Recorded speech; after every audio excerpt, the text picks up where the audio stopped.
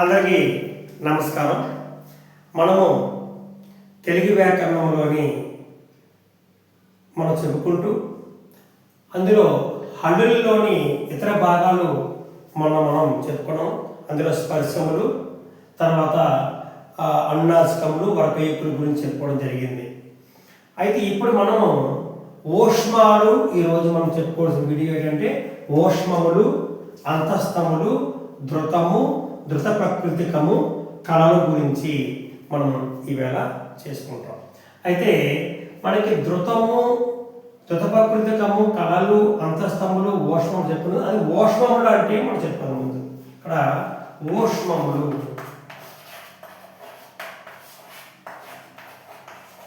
ఓష్మములు అంటే ఊది పలికేవి, ఊది పలికే వాటిని ఓష్మములు అంటారు.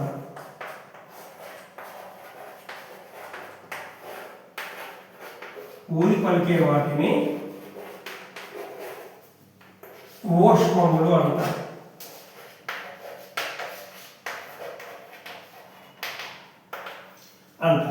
ఊది పలికే అంటే చూడండి, సే ఊదుతున్నాం, సే షా షా, సే షా సా హా. వీటిని ఏమంటామంటే సే షా సా హా, వీటిని మనము ఓష్మములు అంటాం. ఏమంటాము? ఓష్మములు. సే షా సా. మన ఇక్కడ అక్ష అనేది ఉన్నా లేకపోయినా ప్రాబ్లం లేదు. మనకి ఏంటంటే సే షా సా హా, క్షా లాస్ట్ పెట్టిన ప్రాబ్లం కాదు. ఈ విధంగా ఓష్మములు అంటే ఊది పలికే వాటిని ఓష్మములు అంటారు. అందులో ఏమిటి? సే షా సా, ఇవి వీటిని ఓష్మములు అంటారు. తర్వాత మనం ఓష్మముల గురించి చెప్పుకున్నాం కాబట్టి ఇప్పుడు అంతస్తముల గురించి చెప్పుకుందాం. ఇప్పుడు అంతస్తములు, ఓష్మములు అంటే ఊది పలికేవి. అవి ఏమిటంటే సే షా సా హా. 1 2 3 4, ఇవన్నీ 4 ఓష్మములు, 4. సే షా సా హా. అలాగే ఇప్పుడు మనము ఓష్మములు అయిపోయింది కాబట్టి అంతస్తముల గురించి చూద్దాం. అంతస్తములు,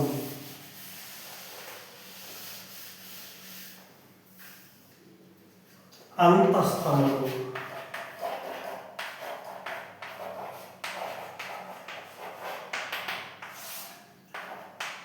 అంతస్తములు చెప్పుకునే ముందు ఇక్కడ అంతస్తములు అంటే స్పర్శములకు ఓష్మములకు మధ్య ఉండేది. స్పర్శములు అనేది మనం చెప్పుకున్నాం, మొత్తము 5 వర్గాలు అని.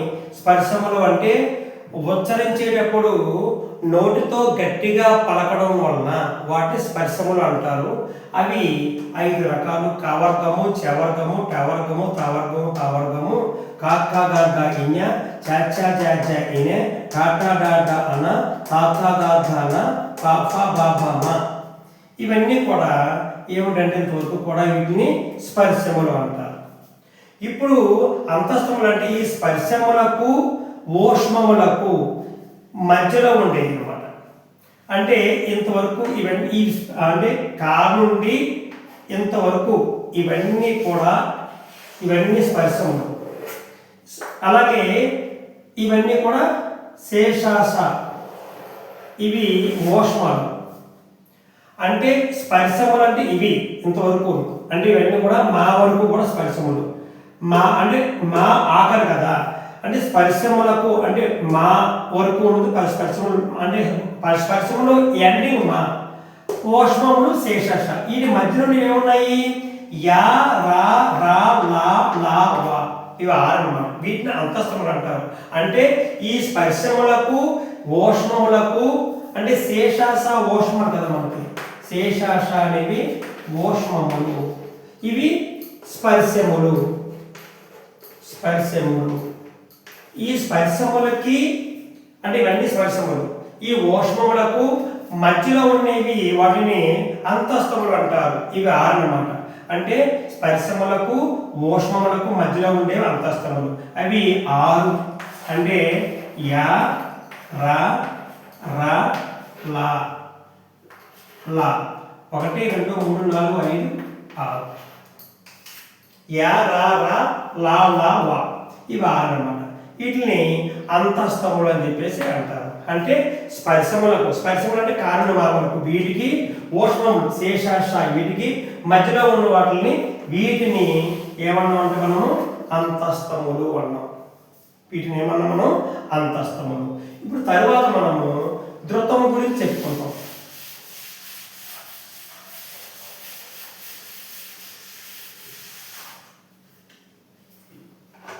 ధృతము అంటే ఇప్పుడు దీని గురించి చూద్దాం. ధృతము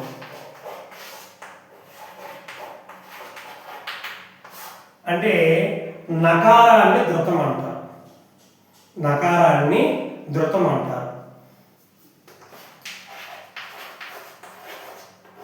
నకారాన్ని ధృతం అంటారు. అంటే అవసరము అయినది లేదంటే అవసరం లేనిది ఈ దాన్ని బట్టి నకారం అన్నమాట. దీన్ని ధృతం అంటాం. అంటే ఈ ధృతం అవసరం అయినది లేనిచో అనే సందర్భంలో దీన్ని వాడతారు. ఇది నకారాన్ని ధృతం అంటారు అనుకోండి. అంటే నన్ను నిన్ను అంటే నన్ను మొత్తం నకారమే. నన్ను అంటే నకారం ఉన్నవాళ్ళు దాన్ని ఏమంటామా నా నా నా నా నా నా అంటే నకారాన్ని ధృతం అంటాం. నన్ను నిన్ను అన్ని ధృతాలే. ఇందులో అన్ని కూడా ధృతాలే. అంటే ఇది నకారాన్ని ధృతం అంటాం. ధృత ప్రకృతికం అంటే ఏమిటంటే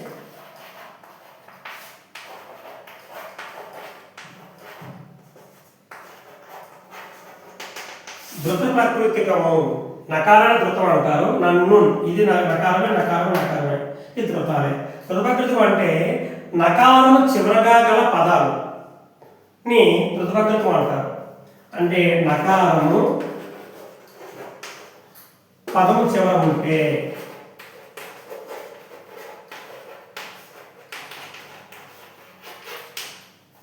అది ధృత ప్రకృతికము. ధృత ప్రకృతికము నకారము చివర ఉంటే ఏదైతే పదం చివర ఉంటే దాన్ని ధృత ప్రకృతికం అంటారు. ఉదాహరణ చూస్తే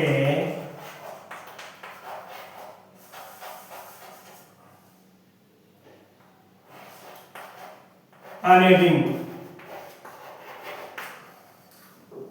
నాకు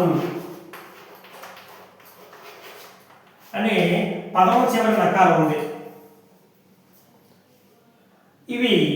దీన్ని ఏమంటామా పదము చివరి నకారం ఉంటే దాన్ని ధృత ప్రకృతికము అంటారు. ధృతం అంటే నకారాన్ని ధృతం అంటారు. ఇక్కడ ఈ పదము చివరిగా ఒక పదము అందరిన్ ఉందనుకోండి. అందరిన్ ఇది ధృత ప్రకృతికమే. అంటే పదము చివరగానే నకారము ధృతము అంటే దాని మొత్తాన్ని ఏమంటాము ధృత ప్రకృతికము అంటాం.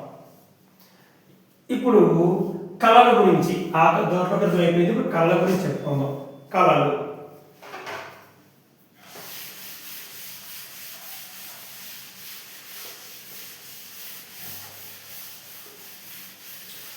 అంటే కళలు అంటే ధృత ప్రకృతికాలే కాదు అన్నమాట. కళలు అంటే ధృత ప్రకృతికాలు కానీ అంటే పదము చివర నకారం ఉండదు.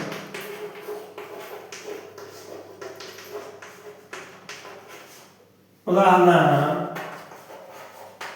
రాముడు